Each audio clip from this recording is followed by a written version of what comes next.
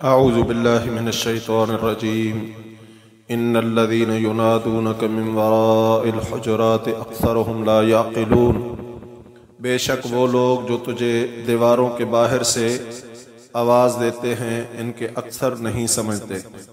گزشتہ آیات میں رسول اللہ صلی اللہ علیہ وسلم کی موجودگی میں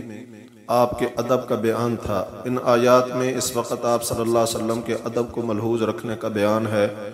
جب آپ گھر میں ہوں۔ آیت کے الفاظ سے ظاہر ہے کہ کچھ اعرابی لوگوں نے رسول اللہ صلی اللہ علیہ وسلم کے گھروں کے چار دیواری کے باہر کھڑے ہو کر آپ کو بلانے کے لیے آوازیں دی، تو اللہ تعالیٰ نے ایسے لوگوں کو لا یعقلون قرار دیا۔ لا یعقلون قرار دینے سے مقصود انہیں ڈانٹنا اور تمام مسلمانوں کو آپ کے ادب کی تعلیم دینا ہے۔ اکثرهم لا یعقلون، ابن جزی صاحب التسہیل نے فرمایا اس میں دو وجہ ہیں۔ ایک یہ کہ ان میں کچھ لوگ عقل رکھنے والے بھی تھے، اس لیے ان کے اکثر کو لا یعقلون فرمایا، سب کو نہیں۔ دوسری یہ کہ مراد سب ہی کو لا یعقلون قرار دینا ہے، عقل والوں کو کم قرار دینے سے مراد ان کی نفی ہے۔ الفاظ کے مطابق پہلی وجہ زیادہ ظاہر ہے، دوسری میں زیادہ بلیغ طریقے سے سب کی مذمت کا بیان ہے۔ وَلَوْ أَنَّهُمْ صَبَرُوا حَتَّى تَخْرُجَ إِلَيْهِمْ لَكَانَ خَيْرًا لَهُمْ وَاللَّهُ غَفُورٌ رَحِيمٌ، اور اگر وہ صبر کرتے یہاں تک کہ آپ ان کی طرف نکلتے تو یقیناً ان کے لیے بہتر ہوتا، اور اللہ بے حد بخشنے والا نہایت رحم والا ہے۔ وَلَوْ أَنَّهُمْ صَبَرُوا حَتَّى تَخْرُجَ إِلَيْهِمْ، یعنی اگر وہ آوازیں دینے کے بجائے صبر کرتے اور آپ صلی اللہ علیہ وسلم کے تشریف لانے کا انتظار کرتے تو ان کے لیے بہتر ہوتا، کیونکہ اس صبر و انتظار میں اور آپ صلی اللہ علیہ وسلم کا ادب ملحوظ رکھنے میں انہیں اجر ثواب بھی ملتا۔ رسول اللہ صلی اللہ علیہ وسلم زیادہ خوش دلی کے ساتھ ان سے ملتے اور زیادہ بہتر طریقے سے ان کی ضرورتیں پوری فرماتے۔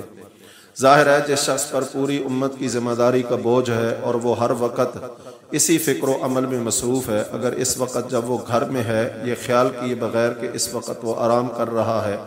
یا گھر کے کسی کام میں مصروف ہے، آوازیں دینا شروع کر دیا جائے تو اس سے خیر کی توقع نہیں رکھی جا سکتی جو صبر و انتظار کے ساتھ اس سے حاصل ہونا تھی۔ اس سے اساتذہ کرام، اہل علم اور مسلمانوں کے عمراء اکابر کے کرام کی بھی تعلیم ملتی ہے۔ واللہ غفور الرحیم، یعنی حق تو یہ تھا کہ ان لوگوں کو ان کی اس بے ادبی پر اللہ تعالیٰ کی طرف سے کوئی نہ کوئی سزا ملتی،